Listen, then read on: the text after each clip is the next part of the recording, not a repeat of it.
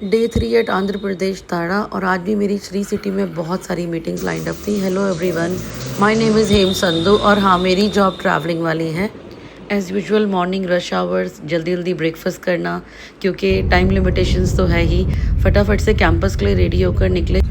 आज रात की हमारी रिटर्न फ्लाइट भी थी फ्रॉम चेन्नई टू दिल्ली, तो इसीलिए मीटिंग्स हमें जल्दी जल्दी रैप अप करनी थी।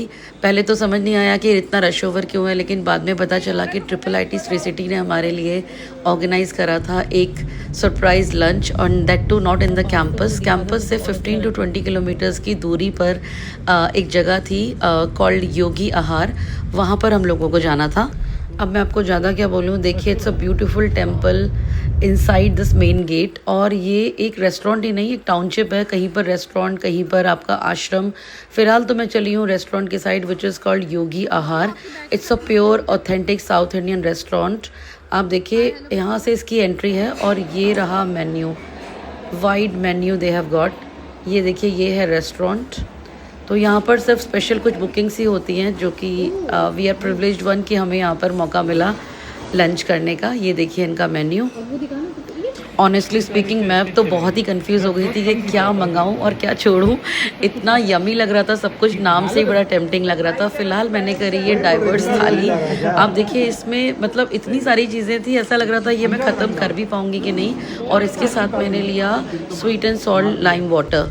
फिर हम निकले वहाँ से और हमें देखिए ये मिले बहुत beautiful bags from IIT Shri city by ministry of education.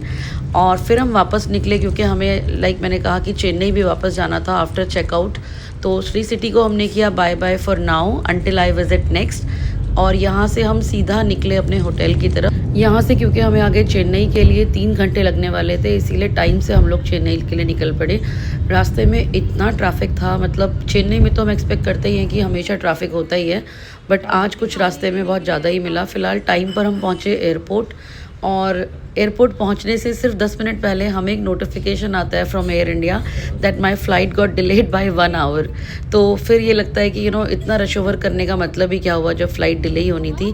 लेकिन क्योंकि हम ऑलरेडी एयरपोर्ट में एंटर कर गए थे, तो फिर ये भी नहीं था कि वापस कहीं जाएं और वे एक्सप्लोर सम प्लेसेस, क्योंकि फिर वापस आने में और जाने में ट्रैफिक में कहीं ना कहीं स्ट्रक होने का तो टेंशन रहता ही है।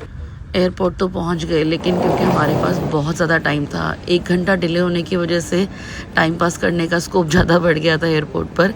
और इन लोगों ने गेट्स वगैरह भी सारे चेंज कर दिए थे। एनीवेज, जब जैसे इन्होंने बोर्डिंग खोला तो me and my colleague, she was also going to Delhi. हमने फ़िलहाल फ़्लाइट बोर्ड करी, और ये जो एयरप्लेन था ना, ये मतलब पूरा फुल था। मतलब एक भी सीट ऐसी नहीं थी जो बची हो उसमें। ऐसा लग रहा था कि पूरा चेन्नई ही मतलब सारा इसी प्लेन में जा रहा है। पूरा एक एक सीट मतलब पूरी फुल थी। फ़िलहाल हम पहुँचे दिल्ली, और दिल्ली पहुँचने के बाद हमने थोड़ी सी ली राहत की सांस, ऑल्दो हम काफ़ी लेट हो गए थे। इस टाइम बज रहे हैं रात के 11:30, और घर पहुँचते पहुँचते मुझे ऑलरेडी बज जाएंगे 12:15। तो फ़िलहाल एयरपोर्ट से एग्ज़िट किया क्योंकि T3 में लैंड किया था फ़्लाइट। कैब बुक करते करते, एग्ज़िट करते करते थोड़ा टाइम लगा, थोड़े गप्पे भी लड़ाए, फिर अपनी अपनी कैब्स ली और निकले घर के लिए। अब मिलते हैं नेक्स्ट व्लॉग में। Good night, bye bye.